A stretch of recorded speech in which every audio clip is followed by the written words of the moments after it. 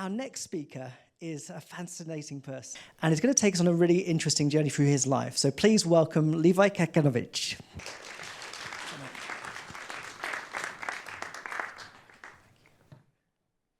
Have you ever been so stuck on your homework that you wanted to give up? I think it's an experience we've all faced. The frustration of not really understanding. For me, it's maths homework. So perhaps we find the motivation to persevere. But what happens if you lose that motivation?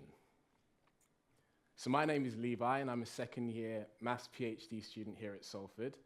And I'm doing a project on how some special kinds of materials could be used to make aeroplanes less noisy. And I'm working within the Acoustics Research Center. And so to engage with my TED Talk today, there was actually some advanced reading and some maths questions which were sent out with your tickets. So I'd like to get an honest show of hands. Who's completed the homework? Uh-oh. Okay, jokes aside, my talk is called Mathematics from Burnout to Brilliance. So why have I called it that? Well, I've burned out and failed at different points in my academic career, but I've also managed to come back and achieve. So what is burnout? I've got a dictionary definition here. You could define it as the exhaustion of physical or emotional strength or of motivation, and that's because of a prolonged stress or frustration. And for me, this exemplified my experience of studying an undergraduate mathematics degree. I found myself at a great university, but I lacked a sense of clear purpose and vision. I quickly lost pace with the concepts that I was learning. I kind of lost focus and ended up dropping out of my second year after failing my exams. And so what I've learned is that it's easy to lose sight of how our maths adds value to society beyond the kind of struggles of the classroom or the lecture theatre. And when we lose that sense of purpose, we can easily lose motivation, and we can easily fail to reach our full potential. Now, for some students who find maths difficult already, this could mean a complete breakdown in confidence. Yet even for high-achieving and able students, this can happen, as I experienced, as there comes a point where achieving the next good grade is just not a strong enough motivation to keep pushing forward. So I want to consider, what's the wider impact of this scenario? And so I've been fortunate to work as a tutor, both privately and within schools. And I was also part of the teaching staff at a pupil referral unit in London. And so I've worked with all kinds of students, from capable students who just wanted to get a good grade, to those who had become completely disengaged with the education system. I've worked with students who lost confidence in their ability, to those who had learning disabilities, those who had mental health challenges, as well as those who were extremely gifted in maths as well. And often these distinctions overlap. And so what I've seen is that for those who are disengaged with the education system, they would say things to me like, when am I ever going to use this? When am I ever going to use this in real life? For those who lost confidence in their ability, really their nervousness about the exam made it difficult for them to appreciate the subject. Yet even for gifted, able, competent students, I really noticed a lack of purpose, a lack of sense of where, let's say, a maths degree could take them, the kind of places that they could go in future. Okay, they knew they were good at maths, but they weren't really sure, where is it going? And so, I really believe that if we're not somehow building in a wider societal context into an education experience, we could be failing students. They might be missing the opportunity to keep choosing maths, to use it to contribute into society. And I really think that the evidence points to this. So the good news is that actually research shows that standards are improving, and that's great. However, there is a shortage of specialist graduates and a shortage of specialist teachers. And this has been highlighted, for example, by Ofsted in research they did in 2023. Here's a quote from Ofsted, and they talk here about the teaching of disparate skills to enable pupils to pass examinations, but not equip them for what?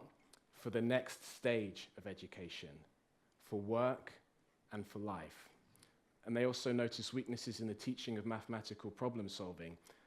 And actually, these are areas of weakness across many schools. And so for me, this characterizes the problem, the teaching of disparate skills. To me, it suggests that there isn't a kind of wider context or narrative that brings the subject together, a lack of vision beyond achieving the next exam grade. And in fact, there's also a weakness in helping strong students to reach their full potential. And this is actually leading to a skills shortage in our country. So the University of Nottingham highlighted this in their own research. They noticed that actually in primary school, many strong students do not go on to reach their full potential in secondary school. And they estimate it to be around 30,000 students for each year. So when you put this all together with research into the UK's innovation and industry, what we see is a consistent picture emerging. The government produced a report last year, and they noted that, wow, okay, the UK is a world-class research base, but that often fails to translate into goods and services, something we struggle with. And one of the barriers to that is a skills shortage. One of the main barriers to that is a skills shortage. In fact, we have one of the most pronounced skills shortages amongst our peers. So when you put all these things together, what do we see? Okay, the UK has fantastic students, amazing young people with ability. We have amazing teachers, dedicated teachers. We've got great institutions, but somehow through a lack of vision and purpose, we're not quite reaching our full potential. So whether you're studying maths or whether you just have a friend who's studying maths, whether you're teaching maths, whether you've got a family member, I'm sure that you believe that this is important. And so I want to share some tools that could help to address this scenario. And so how is it that we're going to go from lacking inspiration to getting inspired? How are we going to go from getting stuck to achieving? I'm going to share with you my tried and tested approach. And hopefully these are tools that you or someone else that you know could use to have a breakthrough. And so these are not changes at the government level or at the policy level. These are things that you can do at the individual level, things that you can try at home. So, here they are. I've got 3 steps. Find your foundation, find your mentor, and find your reason. Hopefully these are easy to remember. So number 1, find your foundation. What's this all about? So I really believe that when we get stuck in maths, it's usually because of a weakness at a more foundational stage. So the idea is that we go back to the foundation that we feel confident with, and then we work forward until we reach the point where we're finding difficulty. And we specifically focus on that until it becomes an area of confidence. Here's a simple example. In primary school, often students could get confused when they start dealing with fractions. However, from experience, this could be because of a weakness with times tables. So I've helped many students get confident with fractions by first going back to times tables. Okay. Number 2, find your mentor. So what's this all about? Well, the idea here is that in many cases, personalized demonstration from a skilled teacher can really propel us forward. And so this usually means tutoring. It usually means tutoring. And that is in part why in the UK we have something called an attainment gap. And there's a big attainment gap between the most advantaged students and most disadvantaged students, which is really a great shame that it's due to access to tuition.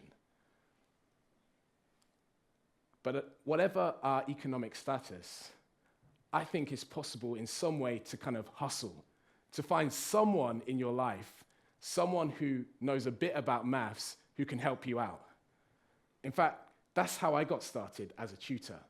Even though I dropped out of uni, I was at home, my housemate came from the gym, and he was like, yo, Levi, my friend at the gym is looking for someone to tutor his daughter. And I told him about you. And I was like, whoa, okay, that's how I got started. But that's also my experience growing up as well. My parents thought that it was important for me to have tuition throughout my school years, and this really helped me. In fact, one of my tutors, David, really had a profound impact on my development as a mathematician. He really helped me with A-level maths, and he had a very strong focus on demonstration. He would demonstrate questions very meticulously. He would go through a lot of questions, writing out all his steps, and he would be explaining to me what he's doing and what it means step by step. In fact, one of our workbooks is the background of our PowerPoint today.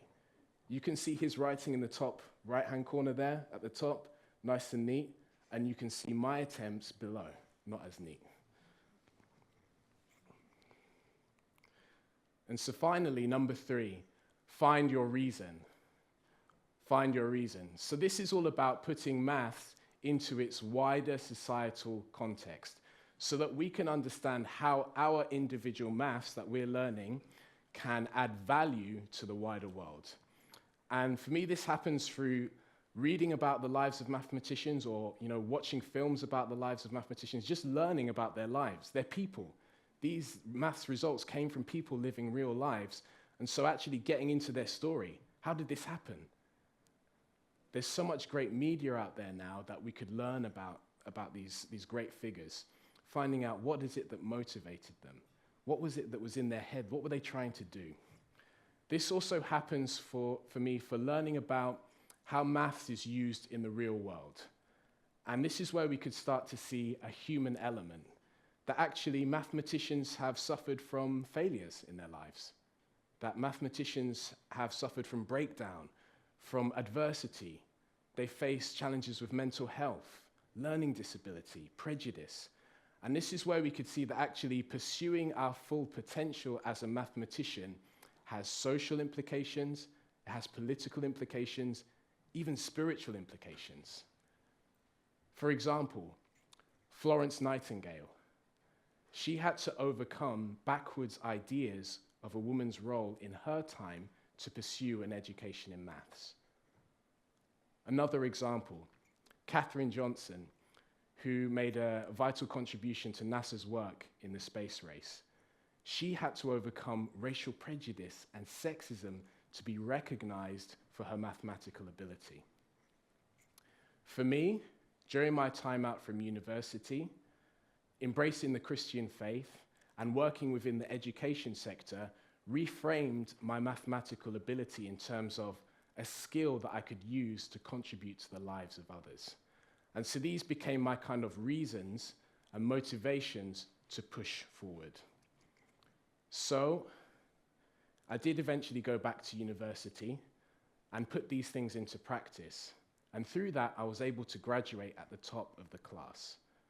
And during that time, I wrote an outstanding dissertation with my supervisor, Dr. Olga Umnova. And that's actually formed the basis of my PhD studies today. And so I really believe with just a little bit of vision and purpose, there's no limit to what we can do. And so I'd like to thank you for your attention. I'm now going to go back to making airplanes less noisy.